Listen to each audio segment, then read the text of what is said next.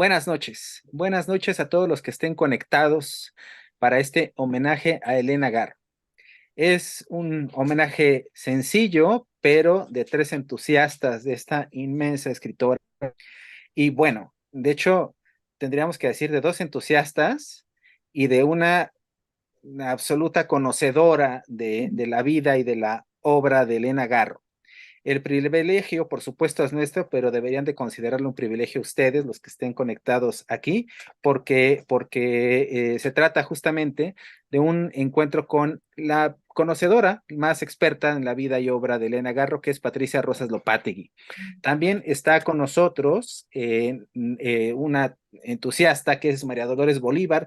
Ella es escritora, periodista y académica y profesora de la San Diego State University, desde donde nos está acompañando. Ella tiene una hora menos que nosotros, entonces para allá ya son las 7 de la tarde noche. Y nosotros acá en la ciudad de, bueno, Patricia también está en Estados Unidos, en Nuevo México, pero es el mismo horario que en la Ciudad de México, que son las 8 de la noche. Agradecemos mucho a Gata Negra el espacio para realizar este homenaje. Gracias, Eduardo, gracias, Amaranta. Y bueno, comencemos. Y este homenaje es por el 25 aniversario luctuoso de Elena Garro. Murió exactamente hace 23 años. Bueno, no exactamente, dentro de un mes se cumplen con precisión, son el 22 de agosto. Y sin embargo, también quisimos vincularlo con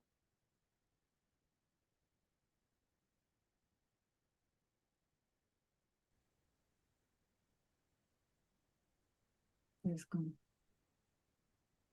mundo conoce a Elena Garro. Esta novela, pues justamente fue publicada por primera ocasión en 1963.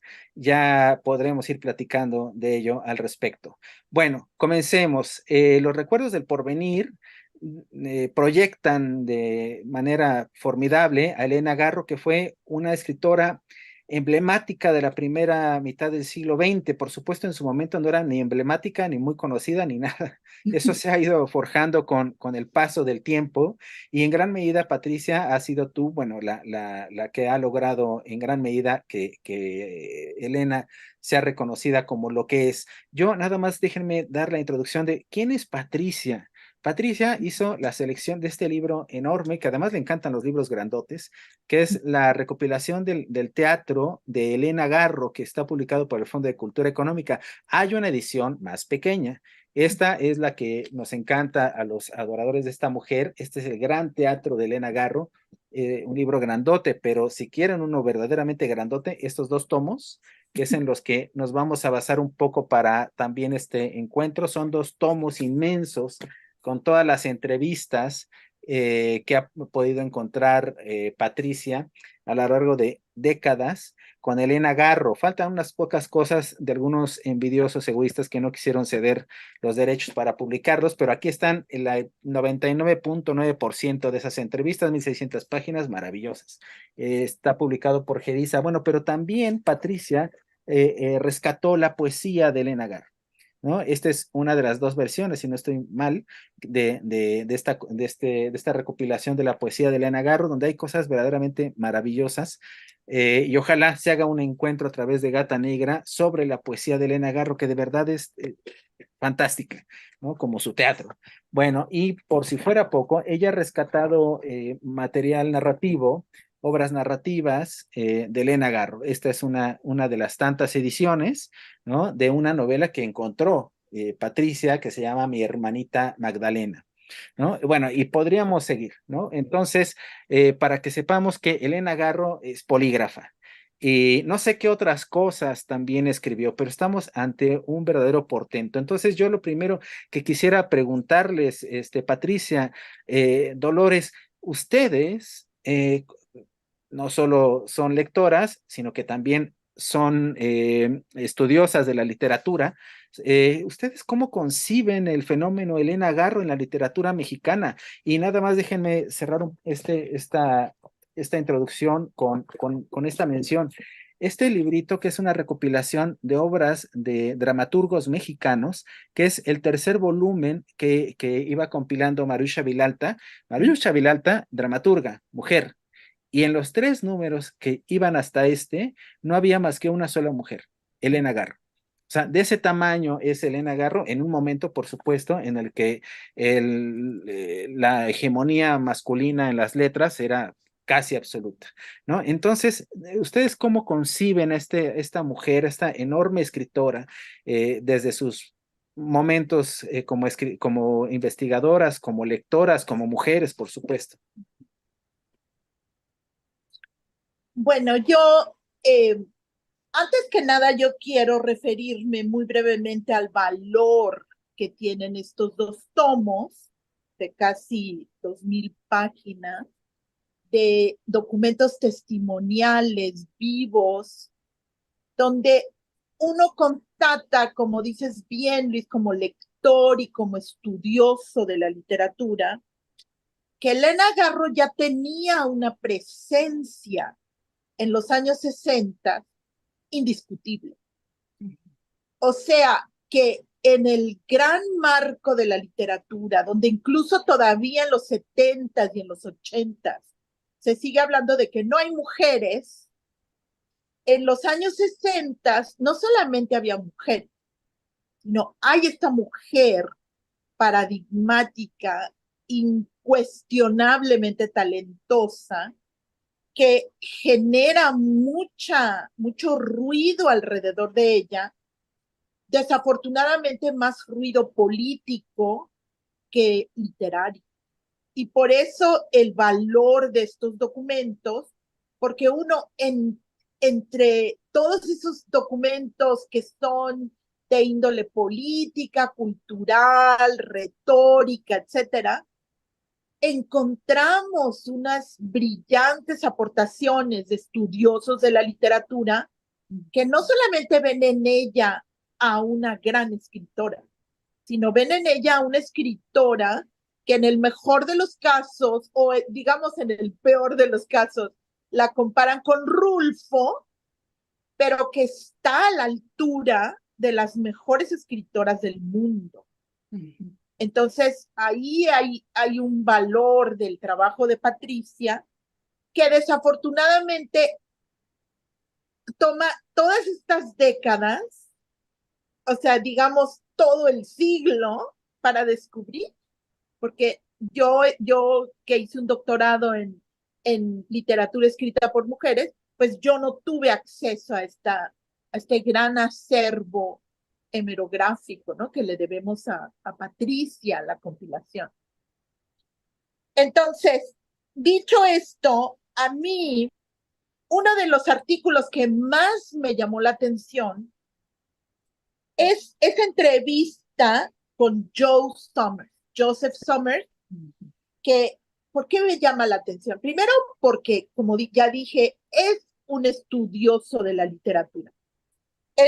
No solamente un cualquier estudioso de la literatura, es el representante de un gran movimiento de los años 60 y 70.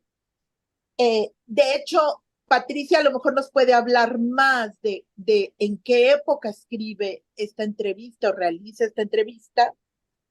Joseph Summers, en los años 60, recibe una beca de la Fundación Ford y va a la Ciudad de México. Y es interesante el año porque es el año de publicación de Los Recuerdos del Porvenir. Después, en 1973, o sea, en los 70, donde también puede aparecer esta entrevista, él llega como profesor a la Universidad de California, San Diego, y ahí están en ese momento lo que queda de la escuela de Frankfurt. Hay mucha efervescencia en torno a Marcuse, que está siendo perseguido, es como una especie de era post-macartista, pero todavía anticomunista. Y Joseph Summers se instala en la universidad el mismo año en que viene Octavio Paz a cumplir una pasantía en la universidad con la beca de los regents, ¿no? Los regentes de la universidad. O sea que a Joe Summers no le pasa desapercibido Octavio Paz, es como una figura muy central Y sin embargo, esta entrevista le da mucha importancia a Elena Garro y nos la pinta de cuerpo entero como una escritora fenomenal. O sea, sin más, la compara con Rulf, ¿no? O sea, él la equipara a la gran novela que en ese momento ya tiene ese prestigio entre los lectores. Entonces, me gustaría que Patricia nos hable de esta entrevista. ¿En dónde la ubicas, Patricia? ¿Por qué la eliges? Y qué lugar, si coincides conmigo en que tiene un lugar muy central. Sí, definitivamente.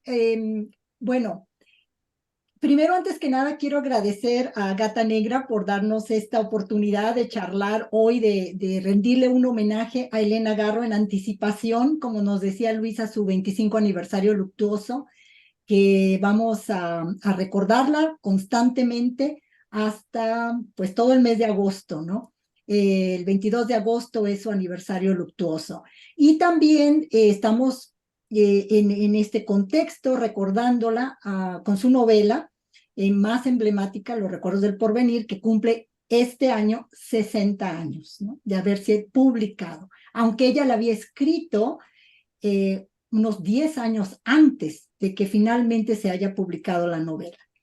Bueno, sí, curiosamente, esta entrevista, Dolores y Luis, fue la primera entrevista que yo leí, una entrevista con Elena Garro. Yo había descubierto a Elena en 1977 durante mis estudios de la licenciatura, en donde, como bien marcabas tú, Dolores, no leíamos a las escritoras, ¿no? Es como si no existieran, como si no hubiera habido mujeres escribiendo, haciendo literatura de primer orden. Tuve la fortuna de que mi profesora incluyera en un seminario de literatura mexicana en 1977 Los Recuerdos del Porvenir. Ahí descubrí a Elena. 3 años después, aproximadamente entre 1980 y 81, no recuerdo bien el año, si el 80 o el 81, yo estaba viviendo en la Ciudad de México y estaba buscando materiales sobre Elena Garro. No había nada. Hablar de Elena Garro estaba prohibido. Nadie quería hablar sobre ella, ni de ella, ni nada. Estaba completamente vetada. Y no había material, no había nada. Elena no circulaban sus libros, ¿no? Un amigo mío me regaló este libro, 26 autoras del México actual, de Beth Miller, ¿no? Otra académica estadounidense, muy entusiasta de las escritoras mexicanas. Este libro reúne 26 entrevistas con diferentes autoras, ¿no? Pues entre ellas está Elena Garro, está Elena Poniatowska, está Guadalupe Dueñas, Margarita Michelena, Emma Margarita. Godoy. Exacto. Es un excelente libro que Beth Miller publicó en 1978. Entonces llega a mis manos en el 80, 81, ¿no? 2, 3 años después de que el libro ha sido publicado. Y ahí veo y descubro, bueno, mi amigo en realidad me lo regaló porque sabía de mi obsesión, porque no, realmente toda mi vida ha sido una pasión obsesiva, Elena Garro. Por eso me lo regaló, porque vio que había una entrevista con Elena Garro. Y curiosamente, esta entrevista es de 1965. O sea, Joseph Somers la entrevistó en el 65, pero esa entrevista permaneció inédita. Y ahí yo creo que hay gata o gato encerrado, ¿no? ¿Por qué nunca publicó esta entrevista? La publica hasta la aparición de este libro de Beth Miller, hasta 1978. Es decir, 13 años después, ¿no? Es una entrevista inédita. Beth Miller lo menciona ahí. Bueno, para mí fue realmente reveladora esa entrevista, porque en ella Elena Garro habla de los recuerdos del porvenir, su propósito, cómo estructuró la novela, habla de la dualidad del mexicano, del manejo del tiempo, ¿no? De la memoria, deja muy claro que ella es antimarxista, anticomunista, que considera el comunismo la otra cara de la misma moneda del capitalismo, su defensa por los campesinos, su lucha por la reforma agraria, es decir, toda su ideología social, su compromiso social con los campesinos y también obviamente todo su proceso creativo, ¿no? Es una entrevista que para mí fue el punto de partida que me llevó muchas décadas después a publicar Diálogos con Elena Garro, a recopilar las entrevistas. A raíz de esa entrevista, yo comprendí la relevancia que tiene una entrevista, porque ahí conocemos a un autor, a una autora, desde diferentes ángulos, ¿no? Porque depende qué es lo que le pregunta a cada entrevistador. Y bueno, Elena es una escritora, una polígrafa, una productora de cultura tan multifacética que realmente no hay fin con ella, ¿no? Por eso estos volúmenes salieron muy gorditos, ¿no? Porque hay mucho material. Ella era imparable, ¿no? Bueno, entonces se convirtió prácticamente en mi cabecera, ¿no? Este libro lo tenía siempre en mi buró, en mi librero a la mano, siempre está conmigo, aquí está siempre a mi lado. Y bueno, esa entrevista casi yo me la sabía de memoria. En aquellos años en que empecé a publicar sobre Elena Garro, siempre citaba a Joseph Sommer, siempre citaba esa entrevista con Elena Garro. Entonces, ha sido muy importante. Muy bien. Damos la bienvenida a algunas personas del público que se han hecho presentes con sus saludos: Antonio Rami, Catalina Reina, Beatriz Cox y Elizabeth Velasco. Buenas noches. Gracias por estar aquí, o al menos por hacerse presentes con estos saludos. En efecto, esa entrevista es sumamente interesante. Solo quiero puntualizar que Elena Garro no parece ser, digamos, una denostadora de Carlos Marx. Lo que pasa es que ella hace en esa entrevista la genealogía, digamos, del occidental como un individuo muy práctico. Ella se dice incluso que ella es occidental en ese sentido, que ella es muy práctica, ¿no? Y que Marx, lo que pasa es que, bueno, en realidad ni era filósofo, era un economista que daba una solución práctica a un problema práctico, pues nada más, ¿no? Pero que para ese momento y en la circunstancia eso ya estaba superado, no en el sentido de de que ya las soluciones estuvieran dadas, sino de que estaba superado en el sentido de que lo mal que se había manejado la dictadura comunista estaba a la vista, ¿no? Recordemos que en esos años estaba en su pleno apogeo lo que se llamaba la cortina de hierro, ¿no? Y todo el campo soviético, y ya se habían destapado los grandes escándalos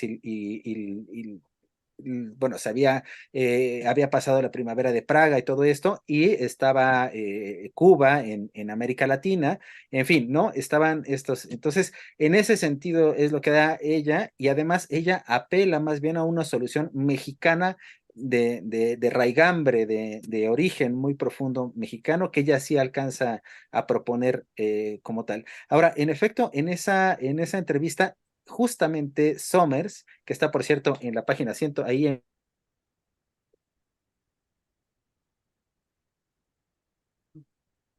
Se congeló, Luis. es su primera novela publicada, aunque ella ya había escrito cosas que eran públicas, unas obras de teatro, por supuesto, y ya habían sido montadas. Ustedes, cuando encuentran los recuerdos del porvenir, ¿qué les provoca esta novela donde quien habla es un pueblo que además, digamos, se traviste, porque no es el pueblo como la población, que también es el pueblo como la población, es el pueblo como las calles, es el pueblo como una especie como de espíritu que habita ese espacio orográfico, ¿no? Y también, en fin, es como un pueblo, el pueblo mexicano, ¿no? Y también es el pueblo que es como una especie como de padre protector y como de Dios que está, en fin, es un pueblo, es un atrevimiento narrativo muy interesante. Ahorita quizás entremos a otros detalles de la novela, pero ¿cómo conciben ustedes, cómo llegaron, cómo se encontraron con esta novela cuando la leyeron por primera vez? Bueno, yo voy a decir que indiscutiblemente, y por eso me encanta esta entrevista, ella tiene unas características tan originales que cuando lees la novela no puedes dejar de maravillar, ¿no? O sea, por ejemplo, el descubrir este pueblo como un sujeto colectivo, la voz múltiple de la autora, que no solamente se manifiesta en uno o dos personajes femeninos, sino también en personajes masculinos que tienen un gran impacto en la trama. Y este concepto que se contrapone y que ella describe muy bien en esta entrevista, que es esta progresión cronológica que sin embargo de pronto puede detenerse, ¿no? Este personaje Félix que detiene los relojes, que muestra cómo el ser humano tiene poder sobre el tiempo, porque la novela no es solamente una novela de memoria, sino también es una novela del poder en México. Entonces, ella reivindica al pueblo como la víctima de ese poder personal de los caciques, de los militares, de los revolucionarios, de realmente cualquier personaje, porque ella va a tener a lo largo de su vida muchísimos personajes. Algo que es interesante y que ella también aborda en esta entrevista es que ella ficcionaliza sus vivencias. Ella no escribe, en Elena Garro ya no es posible seguir con esa vieja polémica de si la novela mexicana es o no novela, porque se parece demasiado a la realidad, ¿no? O sea, ella sin duda fabrica este mundo ficticio que además se centra en el poder del lenguaje. Entonces, la novela de Elena Garro rompe con una tradición que es más bien tendiente a la crónica, que siempre deja en el tintero todas estas dudas de si la novela mexicana es o no novela. Y por último, cómo los personajes se transmutan en algo completamente distinto a lo que hubieran debido ser. O sea, esa capacidad de los personajes de Garro para transgredir la realidad es algo que te deja completamente sorprendido. Y pues el tema de la cristería, que era en mis tiempos, cuando yo leí por primera vez la novela, que fue a principios de los 70, estaba prohibido investigar la guerra cristera. La guerra cristera era un hoyo negro que si tú querías encontrar documentos, novelas, información, simplemente no la encontrabas.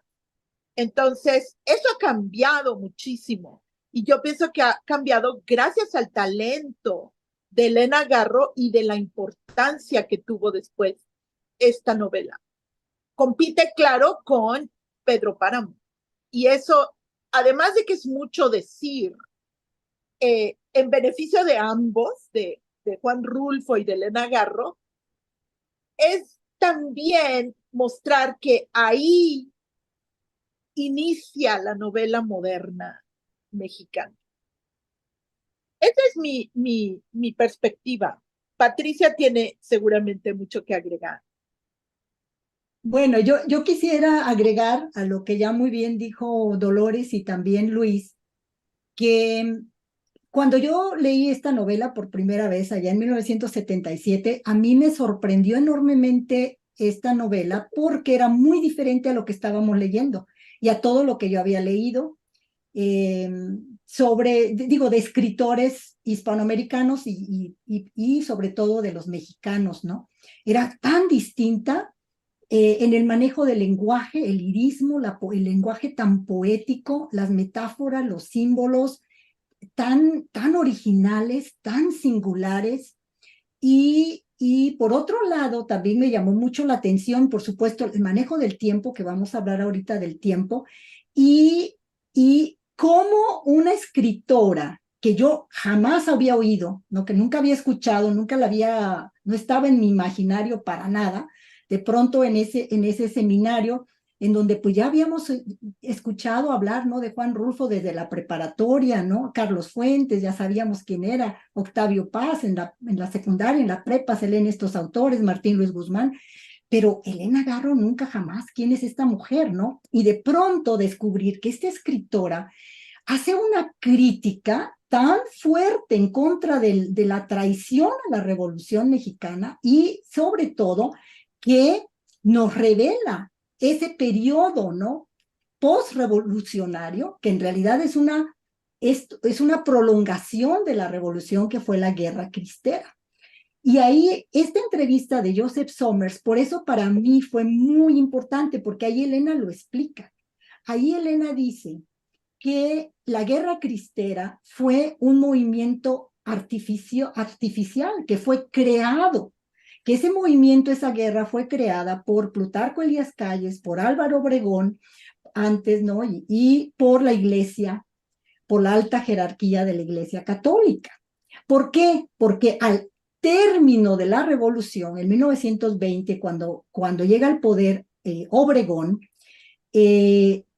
supuestamente ha terminado la revolución, supuestamente se le ha dado la tierra, se le ha devuelto la tierra a los campesinos, y los campesinos no estaban conformes, por supuesto, no había habido tal devolución, ¿no? De la tierra, los latifundios continuaba el poder, ¿no? Desde los nuevos caudillos, los revolucionarios que utilizaron la revolución como un trampolín para adquirir poder, ¿no? Para beneficio personal, como fue Obregón, como el caso de Carranza, Obregón, Calles, ¿no? Etcétera. Entonces Elena, en esa entrevista con Joseph Somers, le dice, esto fue un movimiento artificial creado por esos caudillos, ¿no? Nacidos en la revolución, que al adquirir el poder pretenden devolver la tierra, pero la devuelven hasta cierto punto y se hace, digamos, una alianza entre estos nuevos caudillos, estos generales, los porfiristas y la Iglesia Católica. Se arman esta guerra, ¿no? Esta guerra en contra de la Iglesia para tener el pretexto de asesinar a los campesinos que estaban pidiendo la tierra. Principalmente, digamos, pues el movimiento en el centro del país, ¿no? El movimiento del zapatismo y todo el centro del país. Porque México, dice Elena Garro en esa entrevista, México es un país profundamente religioso. A México le cierras las iglesias, al pueblo mexicano le cierras la iglesia, no pueden ir a bautizar a su hijo, no pueden llevar a cabo, ¿no? Los sacramentos, los levantas en armas, ¿no? Y eso fue lo que sucedió. Entonces, de esa manera, estos grupos siempre en el poder tenían el pretexto para asesinar a los campesinos, al pueblo inconforme, porque no habían sido reivindicados, ¿no? Y eso lo dice ahí Elena en esa entrevista con Joseph Somers, y lo dice obviamente en Los Recuerdos del Porvenir, lo dice clarísimamente. El aspecto del tiempo es muy importante, porque también en esa entrevista con Joseph Somers, Elena Garro menciona los dos tiempos tan importantes en nuestra cosmovisión como mexicanos, que es por un lado el tiempo occidental, el tiempo que nos llega con la conquista española, y por otro lado el tiempo finito de los mexicanos, ¿no? Que es lo que vemos en Los Recuerdos del Porvenir. Cómo Elena tiene ese gran ingenio, ¿no? Para manejar estas dos maneras de entender el tiempo de una manera realmente extraordinaria, ¿no? Porque podemos ver que la primera parte de la novela termina cuando precisamente se detiene el tiempo, se para el tiempo para que Julia y Felipe Hurtado bueno, puedan Uy, ya. escapar en un elemento mágico, ¿no? Aunque pues sabemos que, pues, bueno, que en el contexto de la realidad, el general Rosas los mata, ¿no? Los asesina, pero está el elemento mágico también de que el tiempo se detiene y que ellos escapan, ¿no? Entonces, ahí termina una era, un ciclo, porque en los antiguos mexicanos cada 52 años se apagaban todos los fuegos y terminaba una era, terminaba un tiempo y comenzaba un nuevo ciclo, que es la segunda parte de la novela que comienza ya,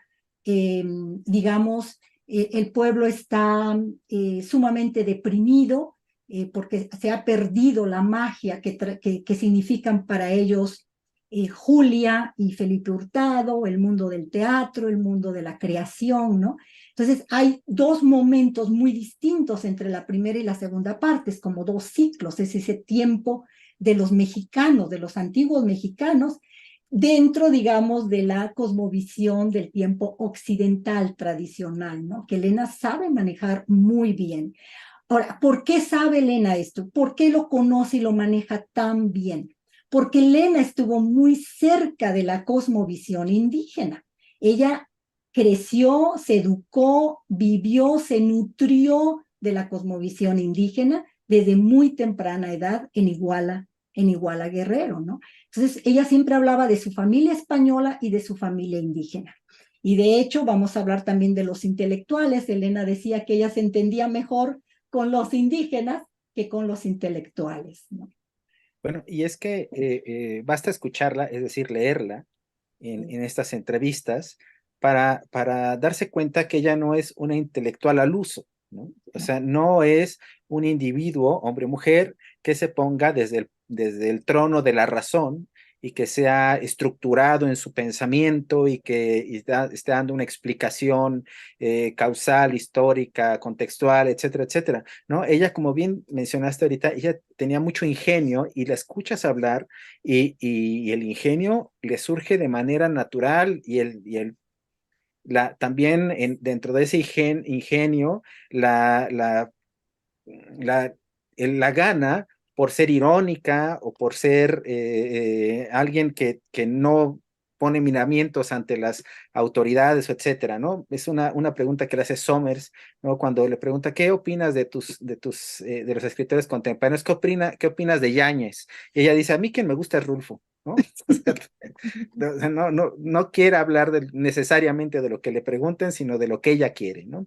Tenemos aquí un saludo de especial, no sé si las conozca a ustedes, de tema del 100, dice, a ver, ¿dónde está? Tremendas mujeres hablando de Elena Garro, toda mi admiración, ¿no? Entonces, y ella misma más adelante dice, Los perros, triste radiografía de un México que no cuida a sus mujeres. Ya tendremos oportunidad de hablar de Los perros, que además es una de mis obras de teatro favoritas. Y también Elizabeth Velasco te pregunta, Patricia, quizás una pregunta que debamos responder más hacia adelante conforme avancemos, que es, si aún viviera Elena, ¿tú qué crees que opinaría del México actual? Bueno, sí, no, gran pregunta, ¿no? Bueno, y un poco para aligerar estas cosas, les digo al público que estas invitadas tuvieron la excelente idea de platicar al calor del vino. Entonces, si ustedes quieren acompañarnos, pues con mucho gusto nos sentiremos acompañados bebiendo un poquito de vino, o de cerveza, o de tequila, o de mezcal, de lo que prefieran, ¿no? Bueno, si quieren otras bebidas, adelante, ¿no? En fin, continuemos con esto. El tiempo cíclico, sí, en efecto, de hecho, dentro de la novela se cumplen ciclos constantemente. Digo, el más claro es el general Rosas yéndole a llorar a la otra en sus inseguridades, celos y colgando gente.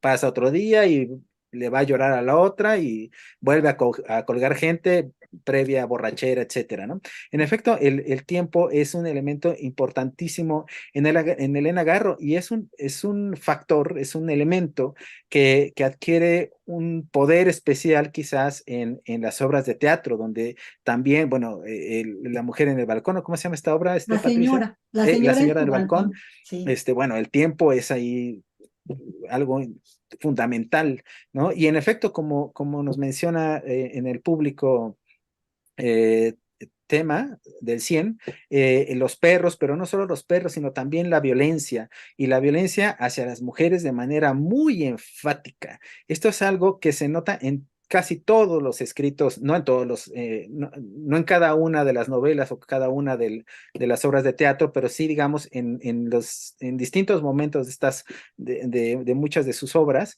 y de sus textos, la violencia hacia la mujer es constante y la brutalidad masculina, que no necesariamente es hacia la mujer, ¿no? Pero la brutalidad masculina hacia los hombres, hacia los perros, ¿no? Es algo que está constante y hacia las mujeres.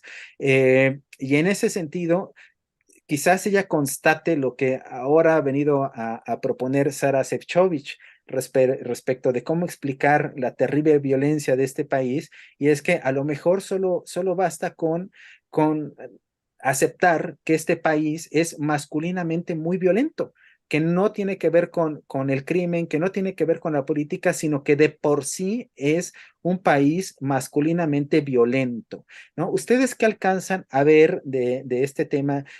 Obviamente en los recuerdos del porvenir, pero si quieren, por supuesto, mencionar otras intervenciones públicas o privadas de Elena, adelante. Bueno, para Elena, una de sus frases cósmicas es esa, ¿no? Qué pena no ser hombre para poder decir lo que se piensa. La mujer está borrada. A mí, por ejemplo, me llamó la atención este libro de Beth Miller, porque hacía mucho que no lo agarraba y me fijé que ella, como un gran logro de Beth Miller, incorpora diferentes géneros. Y fíjense qué interesantes los géneros. Dice, las manifestaciones culturales representadas en estas 26 mujeres, que ahorita les voy a decir quiénes son poesía, drama, dirección de cine, crítica literaria y del arte, revistas, teatro, novela nueva, tradición, la tradicional y la rosa, la tira cómica, la telenovela, eh, el cuento, el periodismo, la educación superior, la pintura, la coreografía, etcétera. Y vemos que el periodo que ella toca, pues es de cuando nacen estas mujeres en 1916 hasta el año en que ella publique este libro, que es los 70. Entonces, ¿qué mujeres son esas? La lista es increíble porque si una joven lee esta lista va a decir, pues yo no conozco a casi ninguna, ¿no? Está Guadalupe Amor, Guillermina Bravo, Caridad Bravo Adams, Anita Brenner, Julieta Campos, Leonora Carrington, Rosario Castellanos, Amalia Castillo Ledón, Guadalupe Dueñas, Marcela Fernández, Elena Garro, Emma Godoy, Luisa Josefina Hernández, María Luisa Mendoza, Margarita Michelena y así 26. Y otra vez te digo, es un hecho que una joven va a ver esta lista y va a decir, ay, pues conozco a 2 o 3. Entonces, ¿qué pasaba en ese momento? Yo pienso que esa violencia masculina iba a borrar a las mujeres. Tenemos que tener en mente que Elena crece en un México donde los padres les dicen a las hijas, no puedes estudiar porque entonces nadie se va a casar contigo.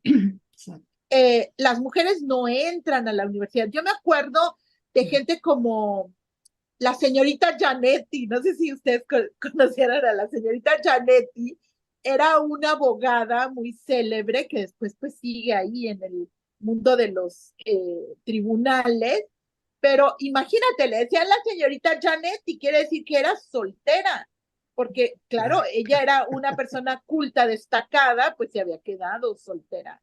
Y así, ¿no? O sea, y el otro grupo de mujeres que destacaban eran las que eran esposas de algún hombre importante. Entonces, Elena Garro se beneficia de 2 cosas. Una, de que no le tiene miedo al machismo. Elena realmente se enfrenta al machismo un poco desnuda y pierde, ¿no? O sea, su, su época la rebasa, la destruye prácticamente.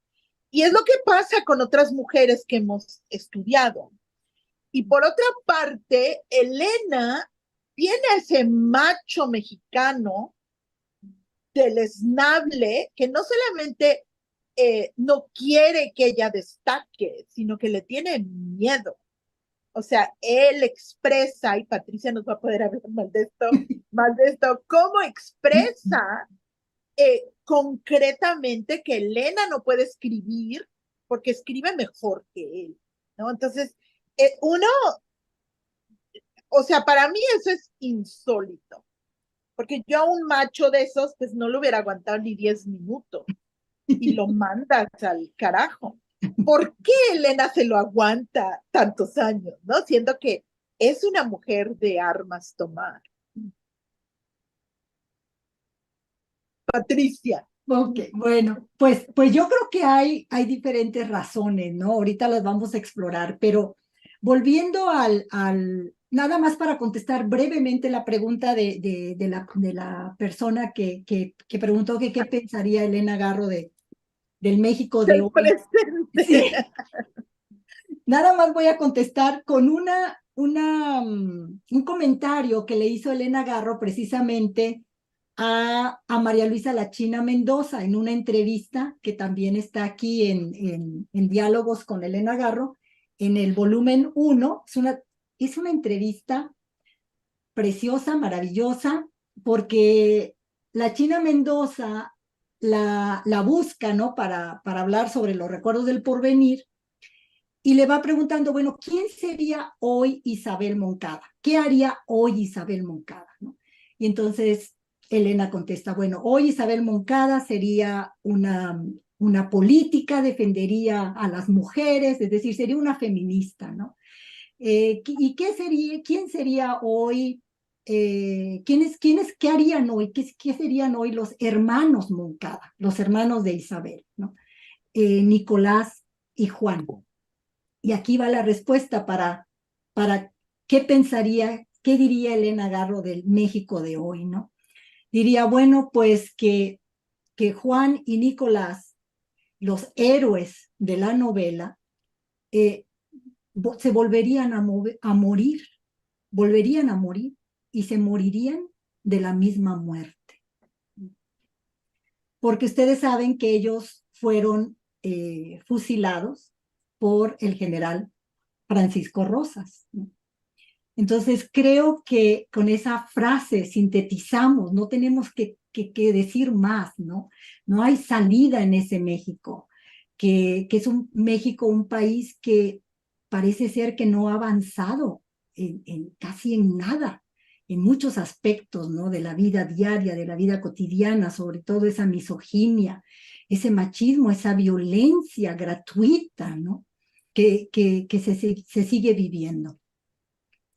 Y pasando a al aspecto de Octavio Paz y esta relación con Elena Garro, esa violencia, es que Elena Garro vivió la violencia en su matrimonio, una violencia en todos los aspectos, una violencia emocional, física, psicológica, ¿no? que empezó a vivir desde el noviazgo, desde que eran novios, ¿no? Y eso lo vemos en las cartas. Ustedes nada más tienen que leer las cartas de Octavio Paz a Elena Garro cuando eran novios, y ahora ya han sido publicadas, ¿no? Por Guillermo Sheridan. Acérquense a esa lectura y verán quién era Octavio Paz cuando eran novios y que siguió exactamente en esa misma línea, ¿no? De un hombre controlador, machista, ególatra, posesivo, competitivo, que utilizaba a cuanta persona se acercaba a él para lograr sus intereses personales, ¿no? Quiero nada más decirles algo. Cuando Elena Garro regresó a México en 1993, después de estar en el exilio 20 años, se instaló en Cuernavaca Y ahí, en 1996, ella se instaló en el 93. En 1996 la entrevistó Alejandro González, quien trabajaba en el Canal 40.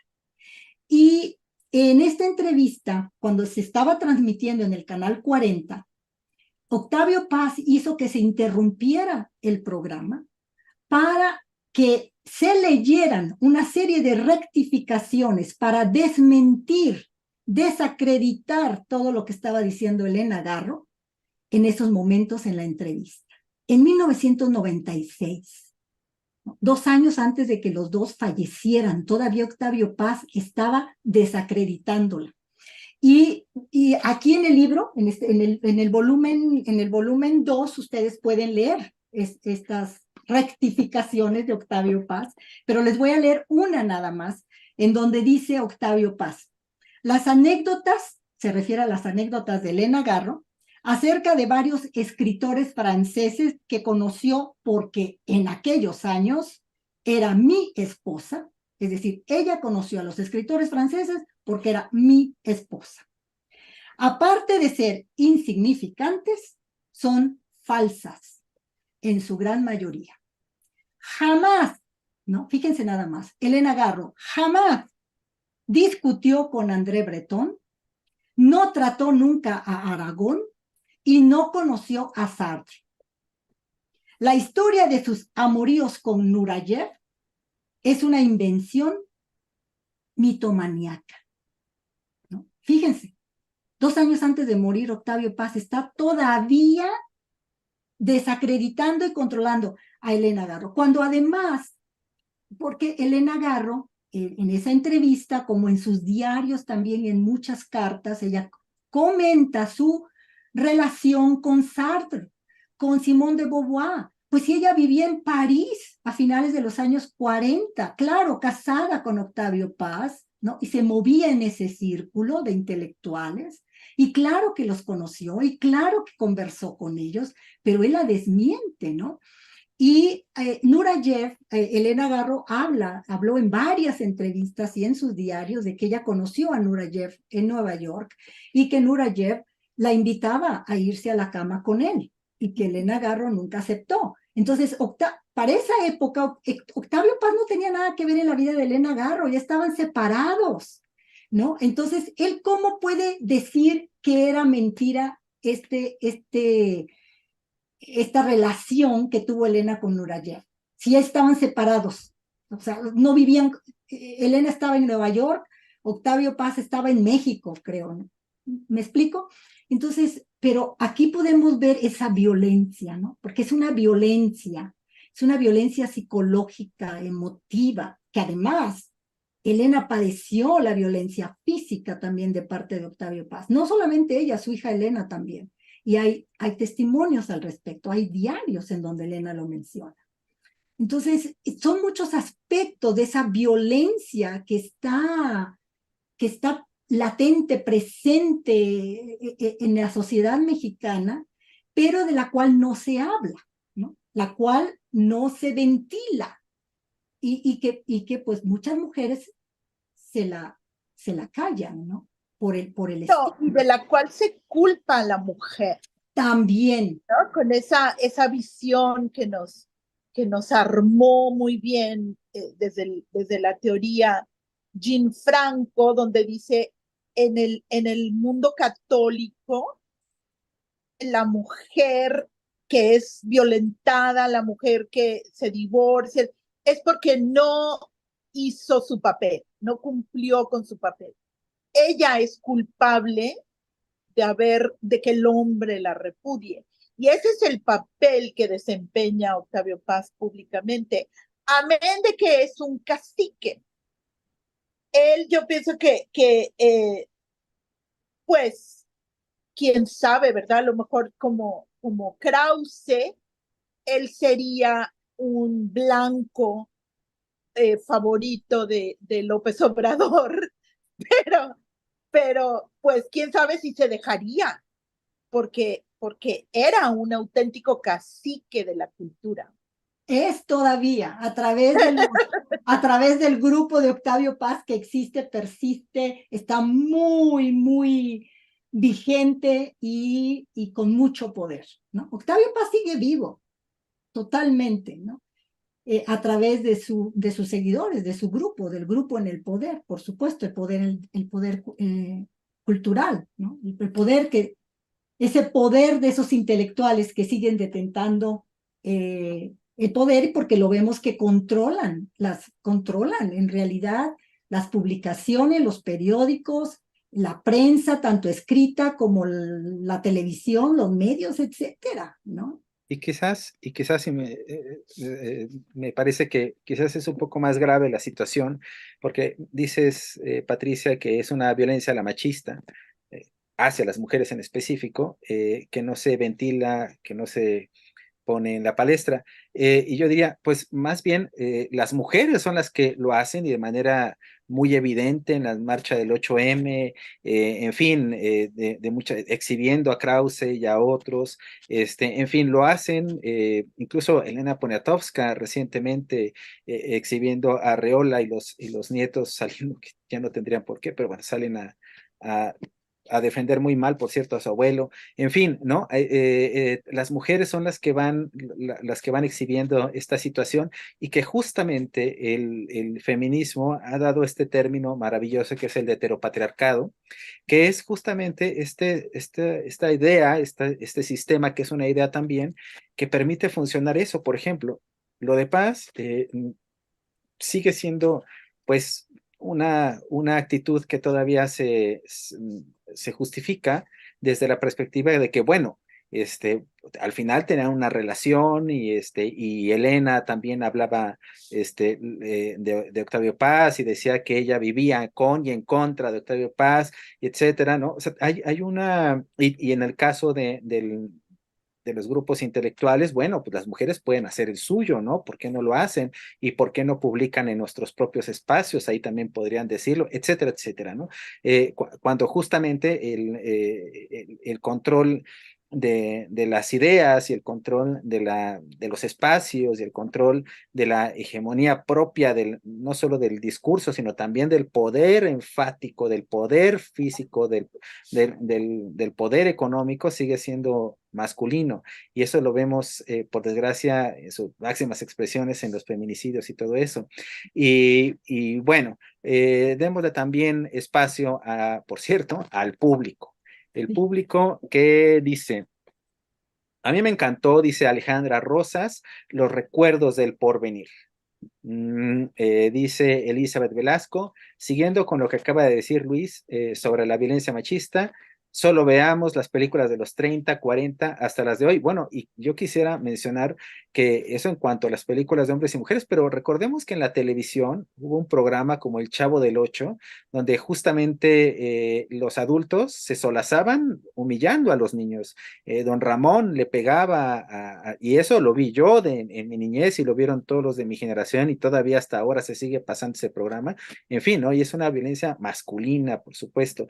Las cartas de Octavio Paz a Elena, dice tema del 100, ni siquiera son dirigidas a la verdadera Elena, lo suyo fue una invención enfermiza a la que llamó Elena con H. Él le escribió a una mujer que imaginó desde la crueldad. Y por acá dice Antonio Rami, ¿podrían comentar sobre la animadversión que tuvo Remedios Varo hacia Elena? Bueno, yo no conozco quizás hagamos el paréntesis porque yo no conocía esa animadversión. ¿Ustedes conocían algo al respecto? No, no. Bueno, Pero bueno, tal vez podemos hablar de que tú mencionabas la violencia de los hombres, pero tampoco las mujeres defendieron a Elena Garro. Elena Garro así es. fue vetada abiertamente y muy pocas estudiosas académicas. Yo puedo mencionar a Margot Glantz o a Elena Poniatowska que de manera caprichosa abordaba a una u otra mujer eventualmente, pero las mujeres fueron terriblemente machistas Omisas, también. omisas cuando menos. Sí. Pues toda esa leyenda negra de Elena Garro la alimenta a la sociedad. No es solamente Octavio Paz. Él no está solo en ese escarnio, eh, en esa destrucción, tanto de Elena Garro como de su hija, Elena Paz. Y las dos son expulsadas, ¿no? Como quien es expulsado del paraíso. Estas dos, pobres dos, viajaron. A mí lo que me queda como una espina, ¿no? Como lectora y como mujer mexicana, es qué lástima que Elena llegó tarde al feminismo, porque estaba en Europa. Entonces, yo creo que ella hubiera tenido un lugar en la academia estadounidense si hubiera entrado por alguna rendija. Y eso, de eso me lamento, ¿no? Porque yo pienso que ahora Elena se lee sobre todo en Estados Unidos. Elena ha tenido un boom Y en Argentina, se lee bastante. personal, ajá. Sí. Pero en Estados Unidos es increíble, ¿no? O sea, Ujú. de repente revivió, renació, los jóvenes la leen, la buscan, la investigan. Entonces, ella se hubiera beneficiado de ese ambiente que pues la eludió, yo pienso, por un par de años, ¿no? Es que no le tocó, como dices, como muy bien marcas, Dolores, fíjate.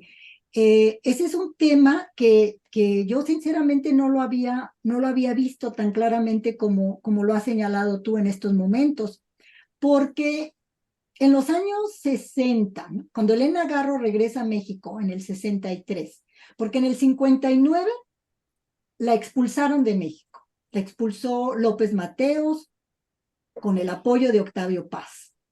¿Por qué? Porque Elena Garro estaba muy involucrada defendiendo a los campesinos de Aguatepec, Morelos, estaba creando muchos problemas ahí con los terratenientes, con los banqueros, bueno, Octavio Paz creó toda una leyenda negra en contra de ella para obligarla a dejar México, ¿no? Y esto obviamente instigado por el presidente en ese momento, López Mateos, ¿no? ¿Por qué? Porque Octavio Paz quería un puesto en Francia, quería un puesto en la Embajada de México en Francia, y esa fue, digamos, la prebenda que recibió Octavio Paz para coadyuvar la salida de Elena en el 59 de México. Entonces, Elena se va a París, vive allá del 59, en el 63 regresa, y que es cuando se publican Los Recuerdos del Porvenir. Y del 63, pues ya sabemos, al 68, que son solamente 5 años, sí, efectivamente Elena está muy activa, publica Los Recuerdos, publica La Semana de Colores, publica en revistas, en periódicos, está realmente en el apogeo de su carrera ya como escritora, finalmente, ¿no? Porque antes realmente era desconocida, como mencionábamos antes, ¿no? Pero, ¿qué sucedió? Viene el 68, obviamente, se termina ese periodo en la vida de Elena, y el feminismo, ¿no? Que arranca pujante en los años 70, en los 80, ¿no? En Estados Unidos y en México y en América Latina, pues Elena está vetada. Elena deja de existir en ese momento, y ella misma dice que se convirtió en una no persona, ¿no? Entonces, Elena se va a Nueva York en el 72, está en Estados Unidos del 72 al 74, pero está en el ostracismo total, y pide asilo político en Estados Unidos, pero se lo niegan. Entonces se va a España, pero en España vive en la miseria absoluta. Vive de hostal en hostal, perseguida por los que le rentan pequeños espacios donde vivir, arrastrando su equipaje, perdiendo seguramente documentos, dejando su equipaje en los lugares donde no podía pagar. Bueno, en condiciones realmente infrahumanas, ¿no? Y claro que a ella no le tocó ese clímax, ¿no? Ese movimiento del feminismo, y ella se queja en las cartas que ella le manda a Gabriela Mora, a su amiga Gabriela Mora, que estaba en Nueva York, ella se queja, dice, ¿dónde están las feministas? ¿Por qué no me ayudan? ¿Por qué no me rescatan? ¿Por qué no me promueven, me publican? Me han dejado sola. Ella se queja en algunas de esas cartas, ¿no? De que ¿dónde están las feministas?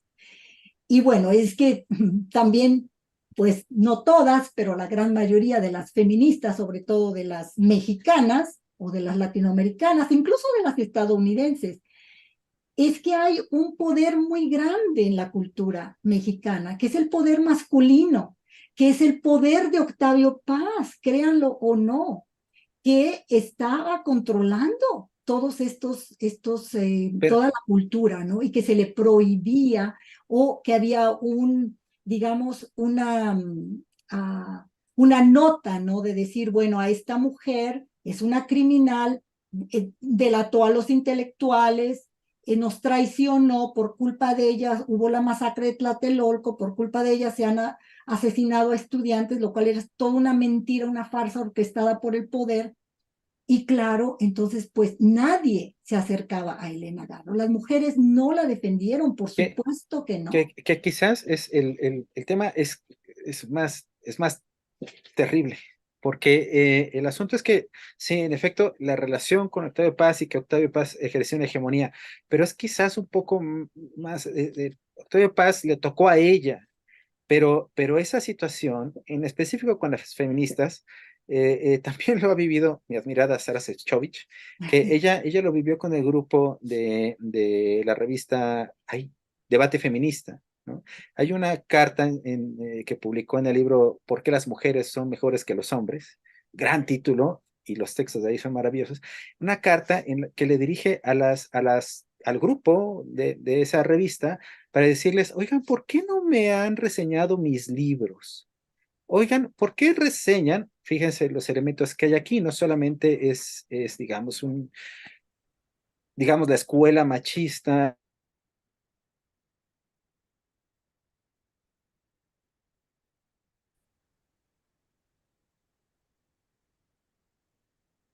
Uy, creo que me perdí, ¿no? Sí, Un sí, sí, segundito. Bueno, Te le- congelaste. sí. sí, les decía, ¿no? Que no solo creo que es la fuerza del machismo que se introyecta en los propios grupos feministas, sino también algo común en este país que es el malinchismo, ¿no? O sea, se prefiere, en el caso que ella mencionaba, reseñar a Judith Butler y a otras importantes escritoras teóricas o no, y que antes que incluso las aportaciones ricas mexicanas, en fin, ¿no? Pero no solo creo que también sea eso, sino que, digamos, como decías, Patricia, hay una lucha por el poder cultural. O sea, sobre todo en un país donde el Estado es el que reparte los recursos, ¿no? A través de las personas concretas, específicas, que están a cargo en los puestos culturales y que son las que favorecen o no a determinados grupos, también ahí sí, independientemente o junto con el manchismo y el machismo, ¿no? Están ejerciendo un poder político tácito que todo mundo sabemos, ¿no? Que si llega un nuevo gobierno, pues va a poner a su gente y entonces los beneficiados van a ser los amigos, los grupos de esa gente, etcétera, etcétera, ¿no?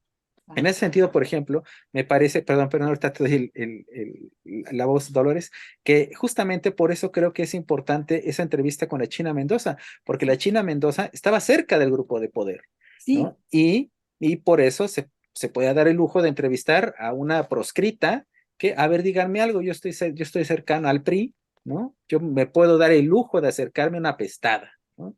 Sí, Dolores, adelante. Yo iba a decir que en el canon es como el sumum del capricho, ¿no? Por ejemplo, gracias a Luis Leal conocimos a Nelly Campobello, porque Nelly decía no escribe novela, ella no es una novelista de la revolución, bla, bla, bla, hasta que Luis Leal la agarra y dice, esta entra. Y fíjate, pasa lo mismo con Joseph Summers. Y ahora que me aclaras, Patricia, el texto, te quiero decir que Joseph Summers murió en 1979. de Oh, un ataque al corazón a los 54 años. Si oh. Joseph Summers hubiera vivido, a lo mejor hubiera sido el Luis Leal que la mete a huevo en una antología, ¿no? De la novela, a la par, como él expresa en esa entrevista, a la par de Rulfo. Ni siquiera en comparación con Octavio Paz, porque él no tiene un comparativo con la obra de Elena Garro.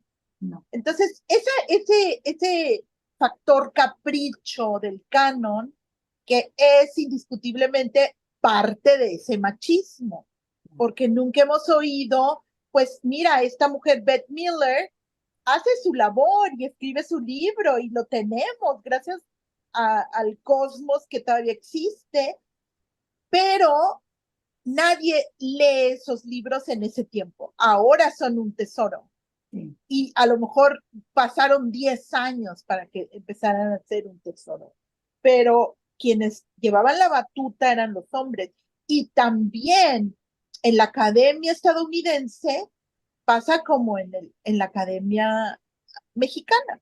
O sea, hay caciques, Sí. hay intereses, y si tú llegabas a querer enseñar un curso de mujeres, te decían, no, aquí necesitamos enseñar un curso de Carlos Fuentes o de Octavio Paz. Y Oh, por eso ese boom, ¿no? Ese boom latinoamericano que es tan engañoso.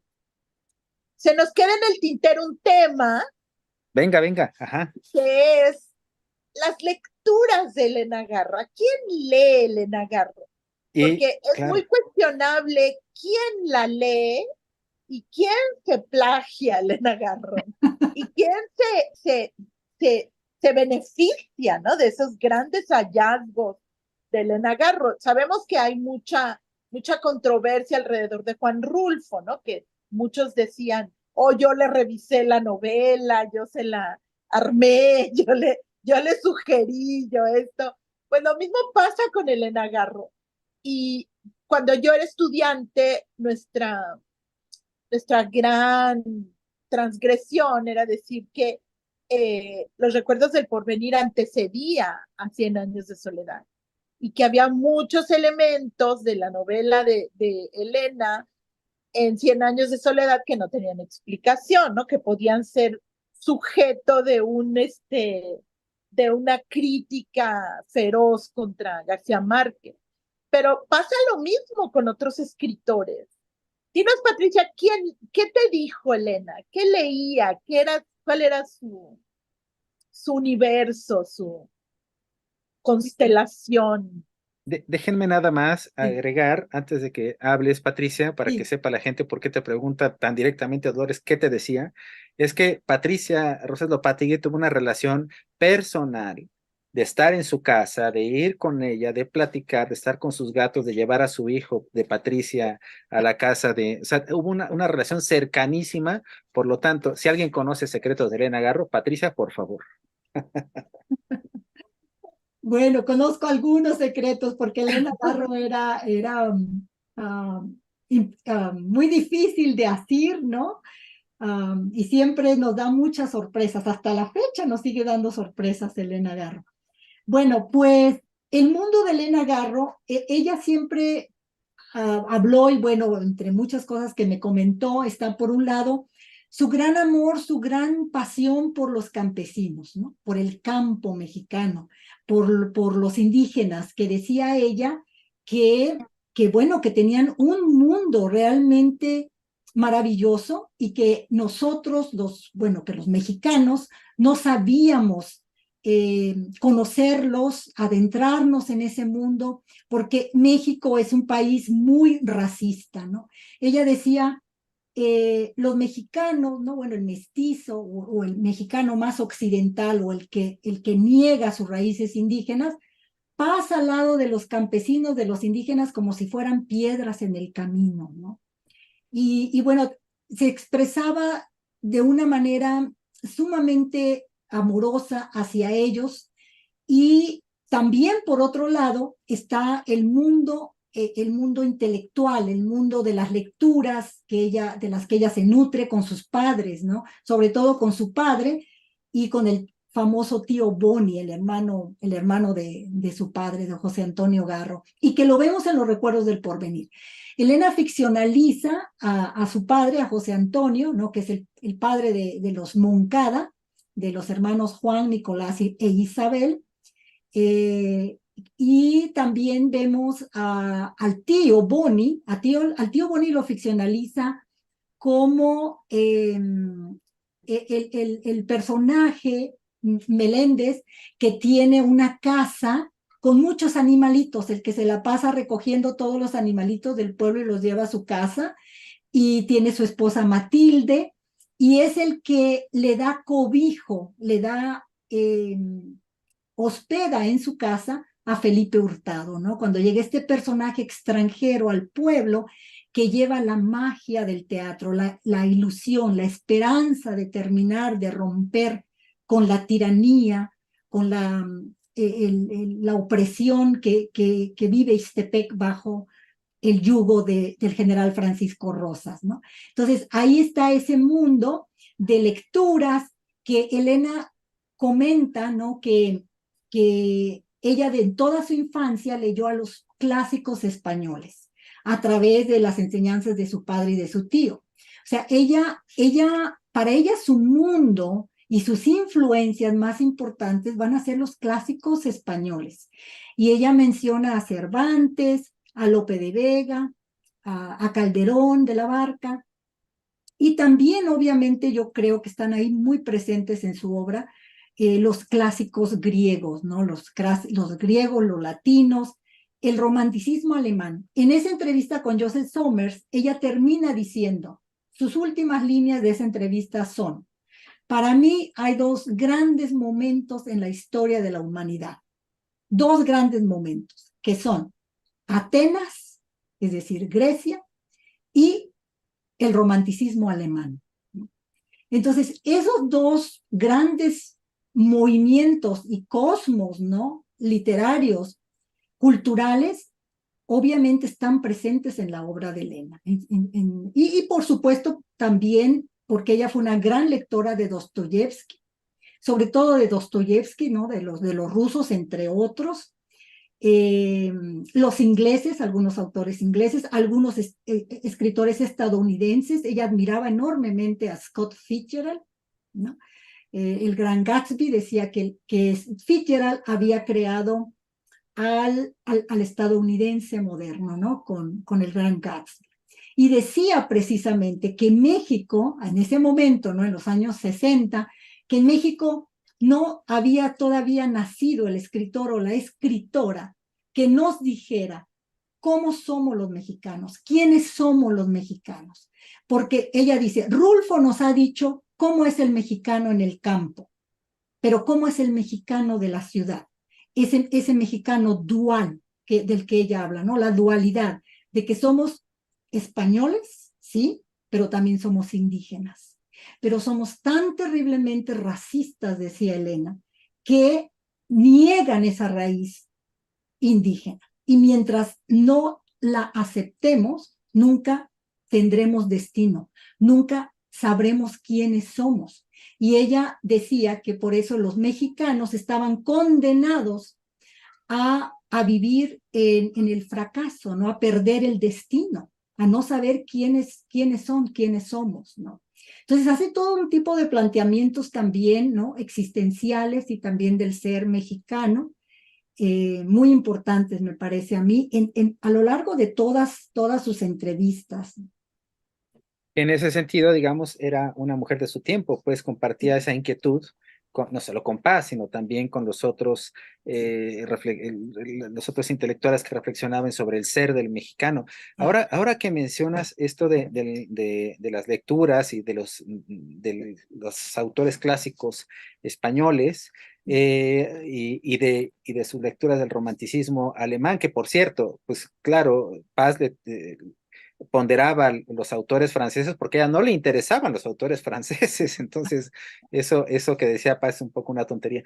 Pero bueno, esas lecturas del romanticismo alemán, pues claro que se conectaban con los clásicos conservantes, con el siglo de oro español, y no porque lo diga yo, sino porque estoy recordando un libro sobre el romanticismo literario en el mundo, donde justamente este autor señala que el romanticismo español está ahí, en ese siglo, en el siglo de oro, ¿no? Con estos autores que rescatan las tradiciones de la caballería, etcétera, etcétera. Y ahora, justamente pensando que es un poquito antes del siglo de oro, bueno, si leemos el libro de Buen Amor de Arcipreste de Ita, bueno, eso, hay textos ahí, hay relatos ahí, cuentos ahí, que son, que remiten a esta fantasía garriana, ¿no? A estos momentos o situaciones que están dentro de la realidad, que no rompen con la realidad, pero que evidentemente son fantasía. La desaparición de un personaje, la aparición de un elemento, abrir una sepultura y darse cuenta que la flor que estaba encima de la tierra sale de la boca de un hombre. Bueno, esto está ciertamente en Rulfo y ciertamente en Elena Garro. Y bueno, Rulfo, cuando le preguntaban sobre sus lecturas, la gente se quedaba, bueno, ¿y a quiénes lee este? Porque no conozco a ninguno. Y eran autores de otras latitudes y que no formaban parte del canon que en ese momento se movían, ¿no? En ese tiempo, recordemos, el rey era Faulkner, ¿no? Que es el dios de fuentes, ¿no? Y de Vargas Llosa, entre otros, ¿no? Pero bueno, digamos, las raíces de las lecturas de Elena Garro llegan hasta allá, ¿no? Hasta aquellos autores que no tienen nada que ver con la literatura contemporánea y sin embargo, quizás, eh, proveyeron de una riqueza literaria inmensa a Elena Garro. Chicas, estamos a las 21 horas, dice aquí mi reloj. Lo habíamos planeado para que fuera de 1 hora y nos podríamos Una seguir, sin hora. duda. Nos podríamos seguir, ¿no? Déjenme ver si tenemos algún comentario adicional. No, creo que no. No sé si quieran ustedes cerrar con algo acerca de Elena Garro o alguna mención especial en torno a su... Yo sí tengo una, quiero leer un poema de Elena Garro, si me permiten. ¿Quieren que yo lo haga antes que ustedes o ustedes primero, como prefieran? Adelante, Adelante, Luis. adelante Bueno, Luis, tú que ya es que estás de la listo. poesía de Elena Garro hay unas cosas verdaderamente conmovedoras, potentes, y hay unas cosas terribles. O sea, ella no se callaba nada de sus emociones, de lo que veía. Y por cierto, que no hemos hablado en esta sátira que ella le gustaba hacer de los intelectuales, sus memorias del 37. Ella estuvo con Paz en la Guerra Civil Española y ella, pues ya los otros hablaron de los momentos terribles de la guerra y nadie se atrevía a hablar del, de atrás del telón de los intelectuales, y ella los pone pintos con una sátira maravillosa. Entonces se los recomiendo muchísimo. Pero bueno, en cuanto a la poesía, tiene unos poemas geniales, pero este que es de 1986, donde habla, digamos, de su desgracia personal y de sus tristezas, que se llama El árbol de lágrimas, pero lo hace con una belleza maravillosa y detrás de esa belleza me imagino que había una mujer con esperanza y con ganas de vivir y con las ganas de maravillarse ante la vida. Se llama El árbol de las lágrimas. Dice, el árbol de las lágrimas que crece dentro de mi cuerpo se ha congelado. Árbol alto, frágil, translúcido como un pino nevado en la montaña. El tronco de salitre, sus quebradizas ramas de sal, resisten los golpes con entereza. Hay momentos en que una pequeña rama se diluye, quema mis ojos, corre abrazando mis mejillas, se deshace al ver a mi hija sola, luchando por el pan nuestro de cada día, o porque la noche de 1000 caras me aconseja o me muestra los rostros que ya jamás veré. Árbol cristalino, perfumado de mar, lava mis ojos sin consuelo, lava mi desamparada casa y su dintel para que por ella entre la dicha, palabra olvidada, abandonada en alguna esquina, perdida en algún jardín al que no encuentro. Sal, salitre, sal de vida, sal de risa, sal de duelo, sal corriendo y llena mis mejillas de reposo. Árbol tintineante de la esperanza, derrite algunas de tus ramas gélidas. Este peso, este gran peso de mar, de sal y agua me está doblando. Tal vez las lágrimas no broten porque carezco de una silla donde sentarme para que corran. Salid sin duelo, lágrimas corriendo. Salid a lavar el mundo que me rodea. Fuente de mar, fuente de consuelo adentro de mi cuerpo, desborda los diques. Inunda mi cuarto y dame algún reposo. Forma un pequeño mar en el que bañe mis pecados. La sal purifica, pero el mar sigue. Quieta manchita azul en el mapa de un libro cerrado. Árbol de lágrimas, conviértete en agua. Desbórdate, inúndame para que quede yo en el fondo de un lago. París, 1986. Oye, yo quiero leer Venga. un fragmento de la entrevista con la China Mendoza, en donde habla de los Moncada, porque esto parece, bueno, siempre ha sido una gran aportación, ¿no? Esta metáfora de recordar el porvenir. Sí. Entonces aquí dice, Patricia lo mencionó y yo lo quiero leer. Los Moncada son los jóvenes mexicanos a los que no les permitimos ser científicos, marineros, investigadores, héroes en una palabra.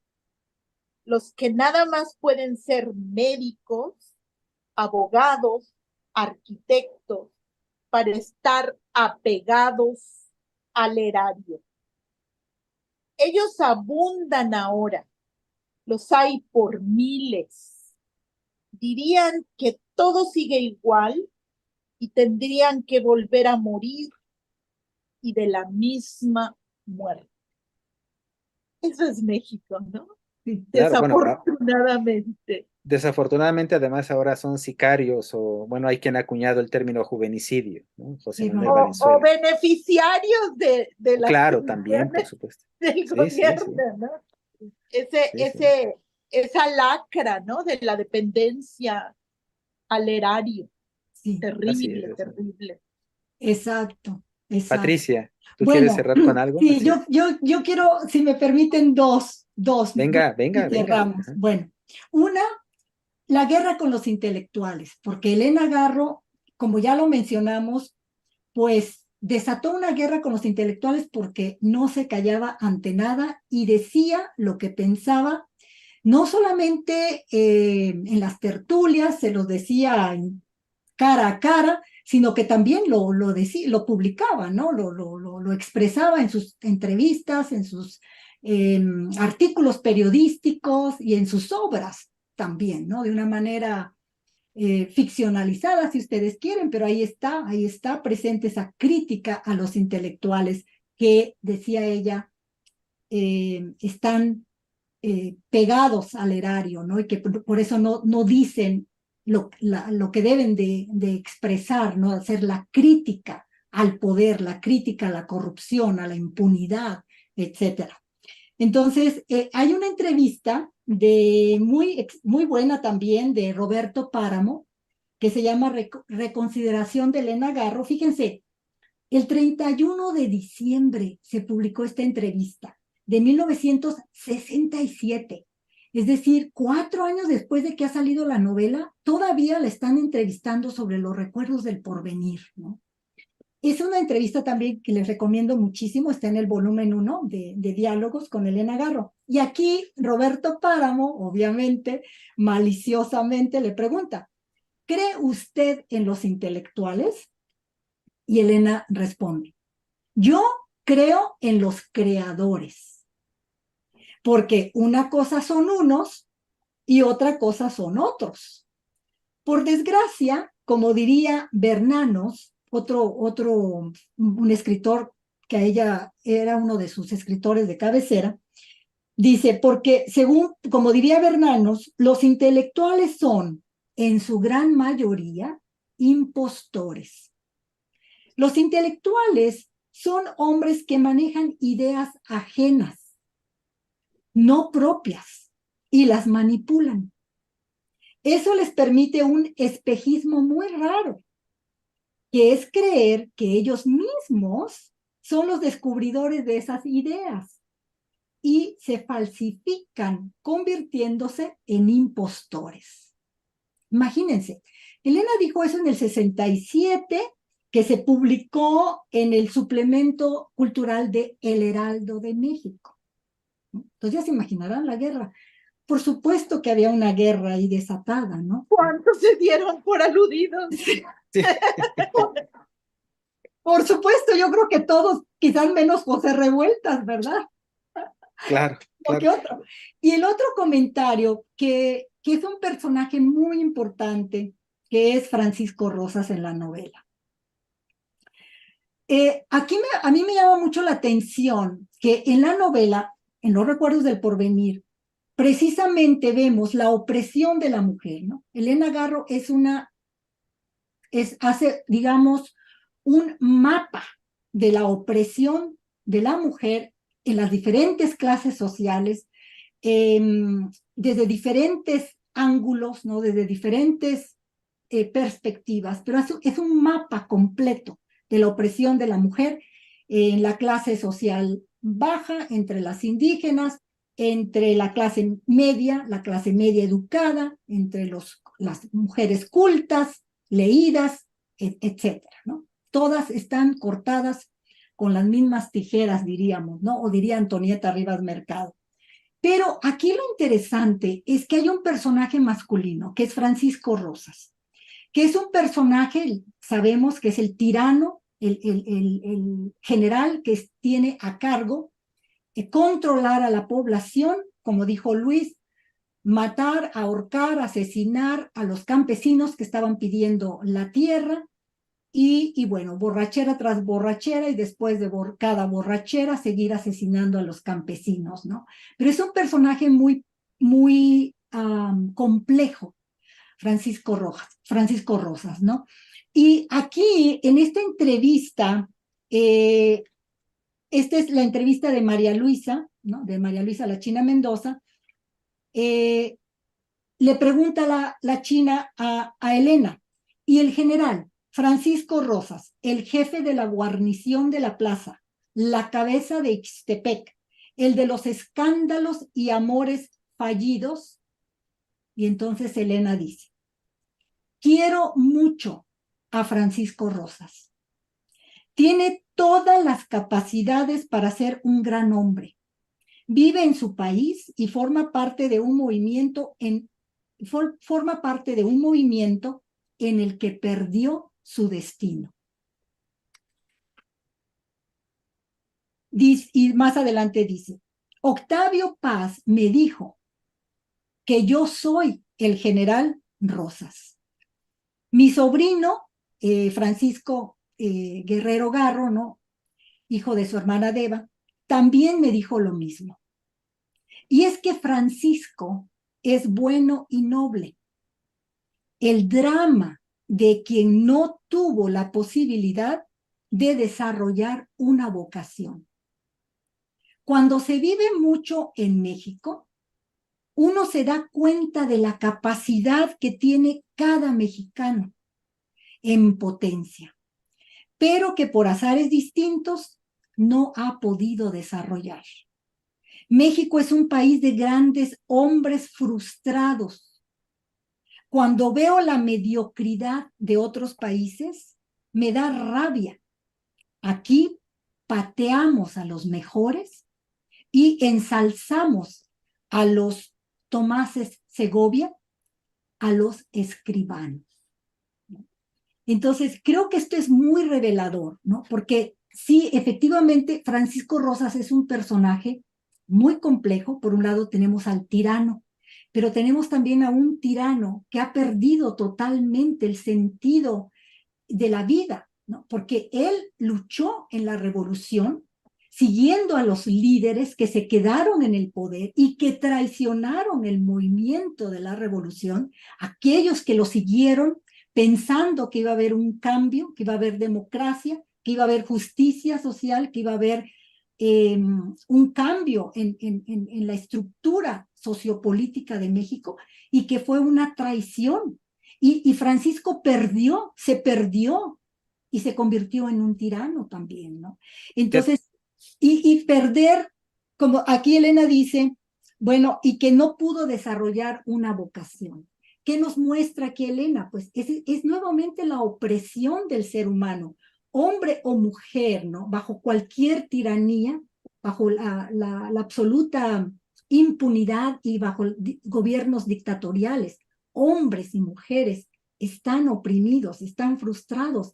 Y yo creo que eso lo vemos en la violencia que está a flor de piel en un México, en este México nuestro, que cada vez se está agudizando más y más.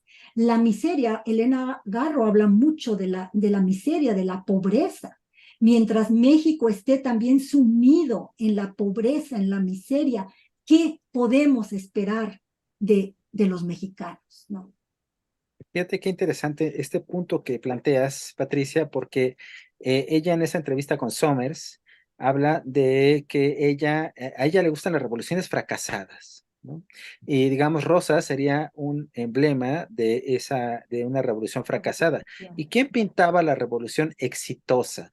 Los generales que supieron, o los revolucionarios en general, que supieron acomodarse al poder, Usigli, ¿no? Que fue un intelectual, un escritor que muy bueno, sin duda, buenísimo, pero que también supo cómo ponerse del lado de los exitosos, ¿no? Eso. Entonces, bueno, chicas, pues ya cumplimos la hora y media. Antonio Rami dice saludos y buenas noches, saludos Gata Negra. Lalo Penagos. Alejandra Rosa dice muy interesante y agradable su charla. Y yo creo que nos quedamos con muchísimas ganas de hablar. No hablamos, no tocamos, Patricia, a Debaki, sobre quien tienes algo que próximamente se dará a conocer, que no es ningún secreto, porque en la contraportada de la serie Insurrectas que publica Gedisa está mencionada un libro sobre la hermana de Elena Garro, un rescate de escritos absolutamente desconocidos, porque Debaki es prácticamente desconocida para la gran, inmensa mayoría de gente que está atenta a la literatura. Y bueno, al público invitarlos a que busquen los libros que ha publicado Patricia Rosas Lopategui, no solo sobre Elena Garro, sobre Nahui Olin, sobre Antonieta Rivas Mercado, sobre las Campobello, hizo la compilación de las obras completas de, ay, se me va, esta Guadalupe Dueñas. Guadalupe Dueñas en el Fondo de Cultura Económica, en fin, tiene múltiples publicaciones y bueno, un privilegio haber podido charlar contigo, Patricia, contigo, Dolores, con esa pasión también que tienes, Dolores, sobre estos personajes, también que has acompañado a Patricia en varias intervenciones como esta sobre otras escritoras. Muchas gracias a Gata Negra, a Eduardo Penagos, a Amaranta, y bueno, al público que se ha conectado en esto. Estén atentos, por cierto, busquen la charla que tuvo Amaranta con Cecilia Fuentes sobre muchas cosas ahí, búsquenla.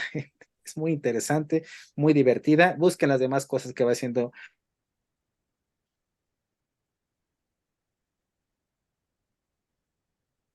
Bueno, nos despedimos, ¿no? Se congeló Luis, a ver si vuelve.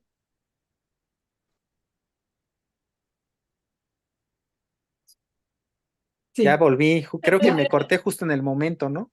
Sí. Te cortó el destino. Sí, en el momento adecuado, por suerte.